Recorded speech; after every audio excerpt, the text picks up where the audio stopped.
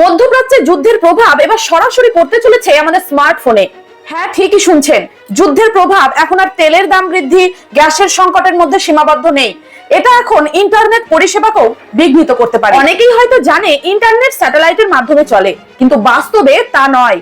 সারা বিশ্বের ৯৯% ইন্টারনেট পরিষেবা চলে সমুদ্রের নিচে বিছানো অপটিক্যাল ফাইবারের মাধ্যমে। Facebook, WhatsApp, Instagram, Twitter, email, এমনকি যে কোনো ব্যাংকিং পরিষেবা বা অনলাইন ট্রানজাকশন সবকিছুই এই সমুদ্রের নিচে বিছানো অপটিক্যাল ফাইবারের মাধ্যমে পরিবাহিত হয়। এখন সমস্যা হচ্ছে, ভারতের অনেকটাই ইন্টারনেট কানেক্টিভিটি আরব সাগরের তলদেশ অর্থাৎ গলফ রিজিয়ন দিয়ে পাস হয়। রিপোর্ট অনুযায়ী ভারতবর্ষের 33% ইন্টারনেট পরিষেবা হরমুজ প্রণালীর তলদেশে বিছানো অপটিক্যাল ফাইবারের মধ্যে দিয়ে যায়।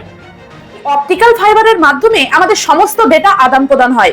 এখন যুদ্ধ চলাকালীন যদি কোনো কারণে আন্ডারওয়্যার এক্সপ্লোশন হয়, তাহলে এই অপটিক্যাল ফাইবারগুলো বিচ্ছিন্ন হয়ে যেতে পারে, কিংবা ইরান আমেরিকার উপর প্রেসার ক্রিয়েট করার জন্য জেনে বুঝে এই অপটিক্যাল ফাইবারগুলো কেটে দিতে পারে।